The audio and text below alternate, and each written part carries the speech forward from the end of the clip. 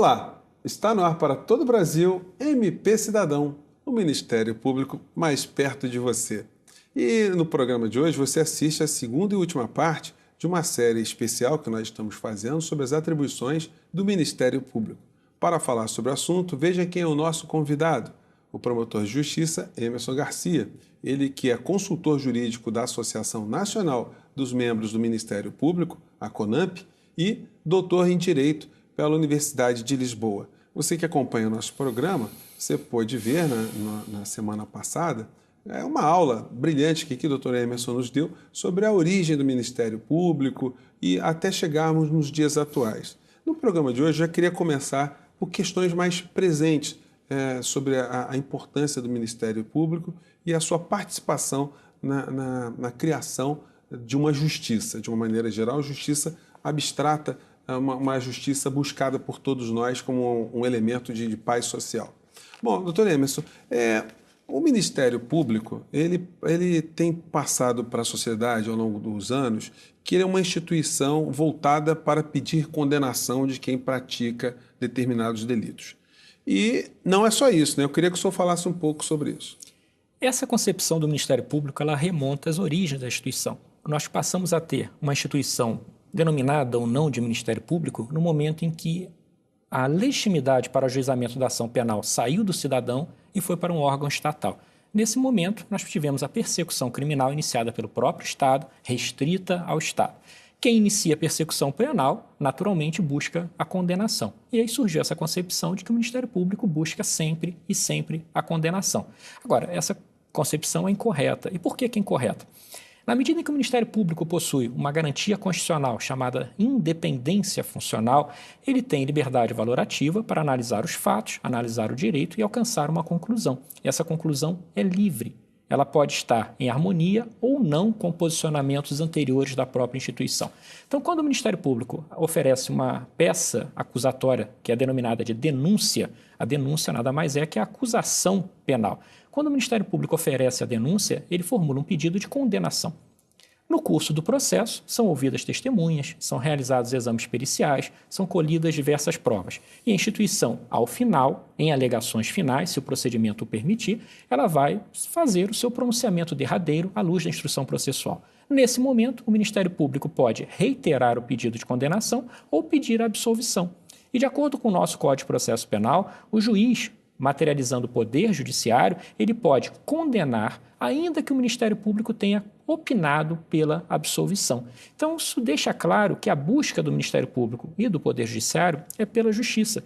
E a justiça, se nós lembrarmos Alain, ela pertence à ordem das coisas que não existem. A justiça existirá se nós a fizermos. Então, isso vai depender de cada homem que vai estar investido da função do Ministério Público, da função do Judiciário, valorar aqueles fatos e proferir um juízo valorativo de acordo com aquela situação. Então, o Ministério Público não está vinculado a um interesse específico, justamente porque seus membros possuem a garantia da independência funcional. O Poder Judiciário avalia livremente e o Ministério Público, tal qual o Poder Judiciário, avalia livremente. Agora, se nós analisarmos essa situação sob a ótica, por exemplo, da Defensoria Pública, ela não vai funcionar. Porque o defensor público, se estiver defendendo um criminoso, ele vai ter que pedir a absolvição do criminoso. Se ele não pedir, o réu será declarado indefeso, vai ser constituído um novo advogado para seguir. Então, ele tem um comprometimento com o interesse daquela parte que ele defende. Como o Ministério Público tem comprometimento com os interesses da coletividade, da sociedade como um todo, ele busca sempre a realização da justiça.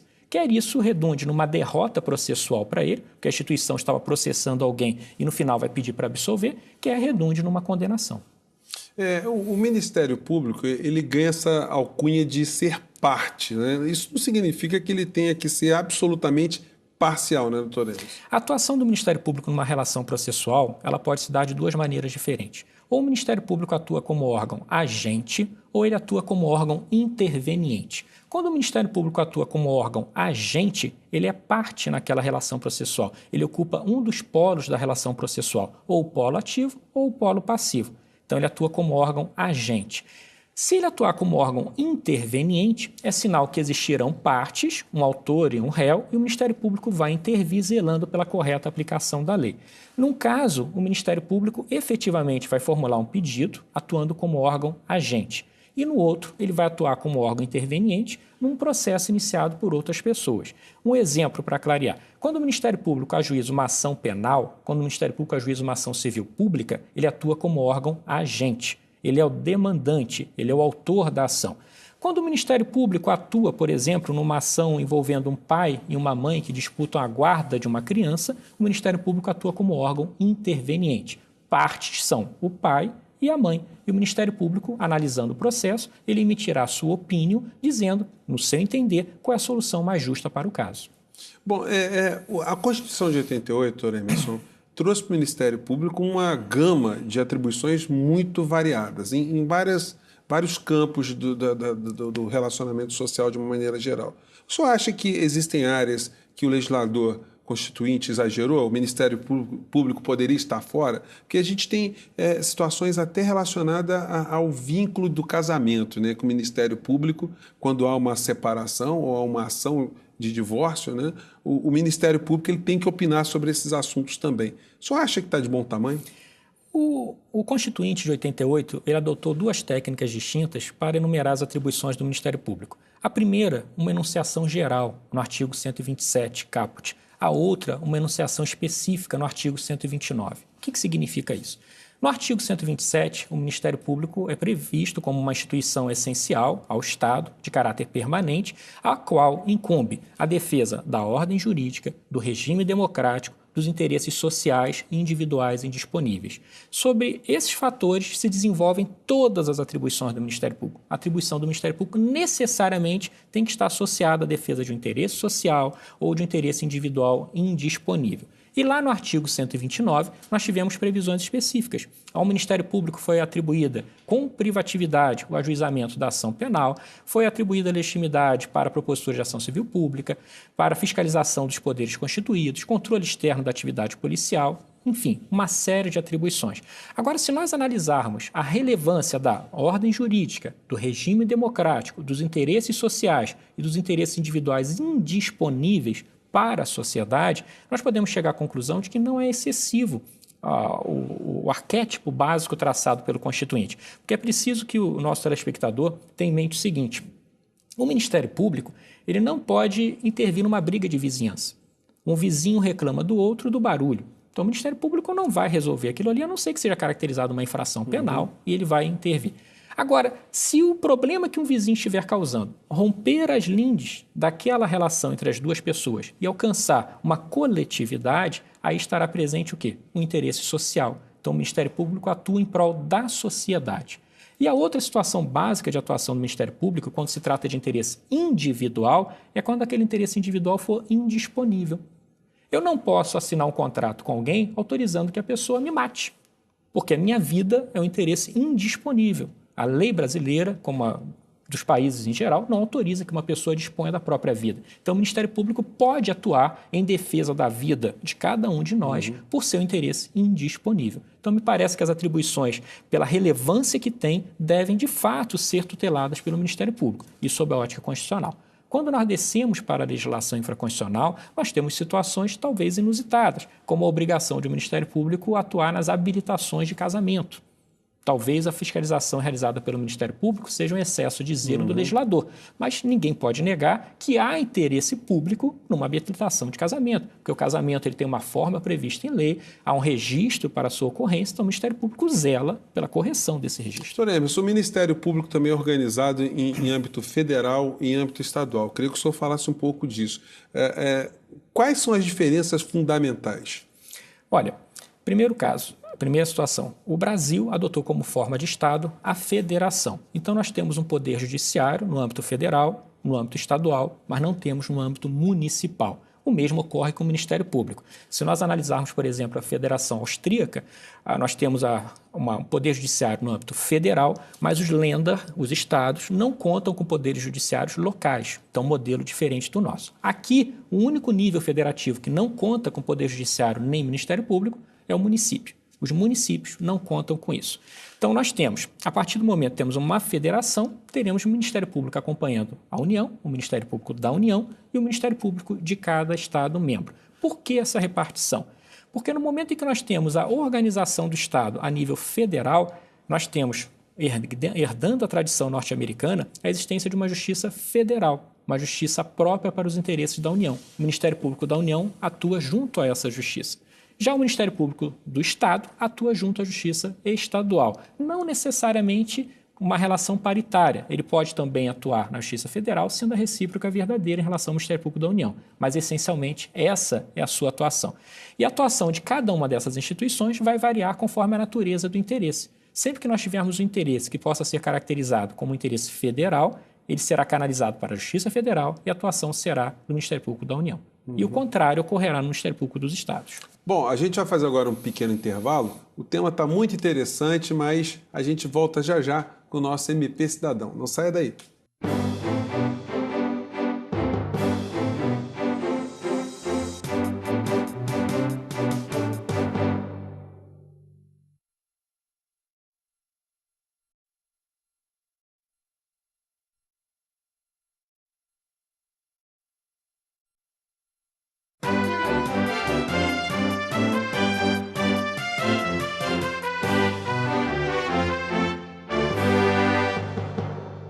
E o MP Cidadão está de volta hoje falando sobre as atribuições do Ministério Público. Doutor Emerson, qual é a visão que se imagina dentro do Ministério Público que o Ministério Público tem perante a sociedade? O Ministério Público está dialogando bem com a sociedade, tem sido bem recebido de uma maneira geral? Um dos grandes desafios do Ministério Público contemporâneo é justamente ampliar os canais de comunicação com a sociedade. Porque o Ministério Público ele defende interesses cuja magnitude se identificam com os interesses da sociedade. Na medida que a instituição deve atuar em defesa do meio ambiente, deve zelar pela segurança pública, enfim, deve garantir uma série de prestações à nossa coletividade, incumbindo os poderes públicos de cumprirem aquilo que efetivamente está previsto na nossa Constituição, é essencial que haja esse relacionamento, esse feedback entre Ministério Público e sociedade. O que nós verificamos historicamente é um isolamento, um distanciamento da instituição. Por isso que o Ministério Público contemporâneo busca reconstruir esse quadro. E como isso é feito? Abrindo canais de comunicação como as ouvidorias.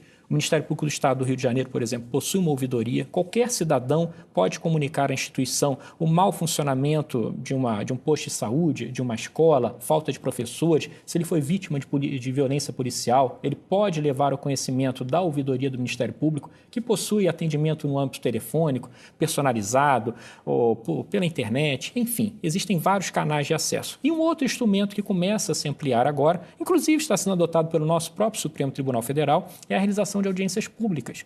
Qual é a relevância de uma audiência pública? A audiência pública é um instrumento de ideologia participativa. O cidadão, os setores representativos da coletividade comparecem perante a autoridade e narram fatos, dão sua opinião e influem no juízo valorativo a ser realizado. Então, o Ministério Público ele depende muito dessa interação com a sociedade, não só para obter informações para a sua atuação funcional, mas para que a sociedade entenda a importância da instituição. Porque se a instituição for enfraquecida, e existem incontáveis projetos buscando enfraquecer o Ministério Público enquanto instituição, quem será enfraquecido em última ratio será a sociedade. Então, Emerson, deixa eu fazer um reconhecimento aqui, porque o nosso programa MP Cidadão também é uma forma de levar o Ministério Público ao cidadão, né? Eu quero fazer justiça aqui ao doutor Martins Vieira, ele que é o atual procurador-geral do Ministério Público aqui do Rio de Janeiro, que foi numa gestão dele que nós tivemos a chance de colocar esse projeto, que graças a Deus continua de vento em popa cada vez mais, levando informação e trazendo o Ministério Público mais próximo do cidadão, junto com essas outras ferramentas que o doutor Emerson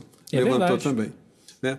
Doutor Emerson, tem outras questões também relacionadas ao Ministério Público que estão na atualidade, estão no debate, que estão relacionadas ao projeto de emenda constitucional número 37. A famosa PEC 37. Eu queria que o senhor falasse um pouco dela, o que isso representa, o que está sendo discutido, qual a perspectiva dessa PEC? Olha, a PEC 37 ela busca modificar o artigo 144 da nossa Constituição, atribuindo a investigação penal, a investigação de crimes, com exclusividade à polícia. Isso significa que, se a PEC for aprovada, doravante, o Ministério Público não poderá investigar nenhuma infração penal. O Ministério Público entende que essa PEC ela é inconstitucional e, paralelamente, ela caminha em norte contrário ao interesse público. Por que ela é inconstitucional? Porque, na medida em que nós temos uma série de direitos individuais e de direitos sociais, dentre eles a segurança pública, qualquer iniciativa que busque restringir o alcance de um direito social ou de um interesse individual, ela será inconstitucional. Isso está lá no artigo 60, parágrafo 4º da nossa Constituição. E no que essa PEC restringe o direito à segurança pública? Todo direito, para se materializar, para alcançar a realidade, transpor a plasticidade das suas linhas estruturais e influir na vida de um cidadão, ele precisa de instrumentos que zelem pela sua operatividade. O Ministério Público, ele zela pela segurança pública na medida em que ele ajuiza a ação penal e colhe os elementos probatórios à formação da sua convicção. Se o Ministério Público for proibido de realizar essa convicção de acordo com os elementos probatórios que ele colhe, automaticamente a realização da segurança pública será restringida e, por via reflexa, esse direito social não alcançará o cidadão. Então, quando nós falamos num direito fundamental, num direito social, nós precisamos ter instituições que operacionalizem esse direito. Se restringimos o atuar dessas instituições, iremos restringir, por via reflexa, o próprio direito. Então, ela é inconstitucional por essa razão. Ela restringe a atuação de uma instituição voltada para a operacionalização de um direito social, como é a segurança pública, de acordo com o artigo 6º da nossa Constituição. Pois é, doutor Emerson, mas tem muitos políticos, né? Muitos mandatários, muitas pessoas que têm cargos eletivos, que têm processos ajuizados pelo Ministério Público contra essas pessoas. Se essa PEC passar, o que vai acontecer com esses processos todos que tiveram ali o Ministério Público na vanguarda? Nós teremos discussões quanto à validade dessas investigações que foram realizadas pelo Ministério Público e teremos um outro complicador. Muito se argumenta em favor da aprovação dessa PEC que a atuação do Ministério Público ela seria contrária ao cidadão, que ficaria à mercê do Ministério Público. Agora, eu diria que a PEC surgiu não dos erros do Ministério Público, a PEC surgiu dos acertos do Ministério Público. Porque o Ministério Público começou a alcançar uma camada de agentes que historicamente não eram alcançados. Pessoas que não eram alcançadas pela persecução penal começaram a sê-lo graças a investigações realizadas pelo Ministério Público. E nós temos dois fatores bem nítidos em relação a isso. Nós temos os altos escalões do poder, tanto político quanto econômico, e nós temos a própria polícia. Porque se a polícia, de alguma forma, violar os interesses do cidadão, a quem o cidadão vai procurar? A própria polícia? Ele vai ter segurança para isso? E o Ministério Público é uma instituição que controla o poder, controla a própria polícia por imposição constitucional. Então, muitas iniciativas voltadas ao enfraquecimento do Ministério Público decorrem do fato de políticos, de agentes influentes estarem respondendo a processos decorrentes da atuação do Ministério Público. O Ministério Público não é o algoz da nossa sociedade. O Ministério Público protege a nossa sociedade. Aliás, doutor Emerson, o paradoxo é que a legislação é feita pelo próprio Poder Legislativo, né? Onde muitos agora estão sendo apontados como réus em várias ações, né? Inclusive, no plano federal, a famosa ação do mensalão tem sido aí o objeto de muitas dessas arguições, né? Que algumas pessoas chegaram a ser denunciadas como nunca aconteceu no nosso país, né, na República. É verdade, se alcançou um escalão do poder que historicamente não era alcançado. A responsabilização penal para certos agentes no Brasil era uma espécie de sino sem badalo, era um sino que não tocava. Agora ele tocou.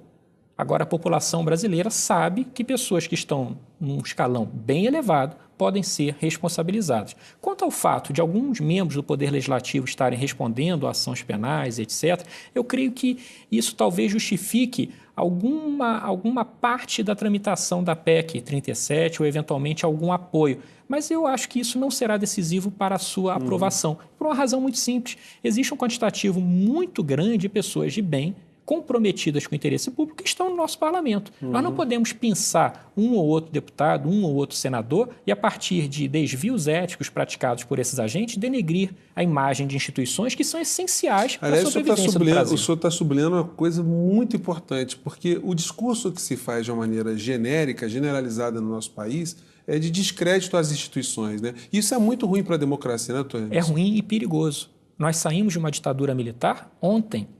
A nossa democracia ainda não está sedimentada no imaginário popular. Se nós enfraquecermos o nosso Congresso, nós vamos estar enfraquecendo a nossa democracia e, paralelamente, corremos o risco de perdê-lo. Se o nosso telespectador tiver a curiosidade de analisar todos os regimes de exceção que nós tivemos, a começar por Getúlio Vargas, o golpe de 64 e por aí vai, todos eles tinham um argumento comum. Nós vamos mudar essas estruturas para, temporariamente, reorganizarmos o Estado e combatermos a corrupção. Todos falaram a mesma coisa. Se nós associarmos o nosso Congresso à corrupção, nós estamos a um passo de perder uma democracia conquistada a duras penas. e que custou a vida de muitas pessoas aqui no Brasil. Bom, agora eu queria falar de outras discussões também, doutor Emerson. Está se pensando muito agora em alterar o Código Penal, o Código Civil, quer dizer, o Código de Processo Civil. Existem mudanças no ar aí. O senhor acha que o Ministério Público vai sofrer alguma mudança também nessa legislação infraconstitucional? Olha, o projeto até agora que está tramitando em relação ao Código de Processo Civil, ele vai manter a atuação do Ministério Público em suas linhas gerais do modo em que é delineada no artigo 82 do Código de Processo Civil atual. Situação que o Ministério Público atua quando há interesses indisponíveis ou interesse público relevante. Deve manter esse arquétipo, não vai mudar. Até porque ele não pode fugir do figurino constitucional. Como eu disse, o Ministério Público tem que atuar em defesa da ordem jurídica, do regime democrático, dos interesses sociais individuais indisponíveis. Em relação ao Código Penal, há uma discussão muito grande em relação à pulverização de ilícitos penais. Quanto mais se criminaliza numa sociedade, mais se vulgariza a lei penal. E nós estamos vivendo hoje no Brasil um viés de despenalização. Nós estamos reservando as nossas prisões, que na síntese célebre do nosso ministro da Justiça se assemelham a verdadeiras masmorras, e isso é inegável. Então nós estamos restringindo o acesso a essas masmorras a realmente aquelas pessoas que não têm condições de permanecer no convívio social. Se nós pulverizamos a lei penal para alcançarmos ilícitos de pequena monta, ilícitos corriqueiros, nós vamos vulgarizar o direito penal e desacreditá-lo junto à população, que a pessoa vai praticar um crime, vai ser condenada e nunca será presa. Então isso é algo que precisa ser refletido. Doutor Emerson, olha, muito obrigado pela sua participação de hoje, porque infelizmente nós gostaríamos de continuar aqui o nosso papo, mas MP Cidadão acaba aqui. Mas nós queremos saber a sua opinião também. Mande suas críticas e sugestões para o mpcidadão@femperj.com.br.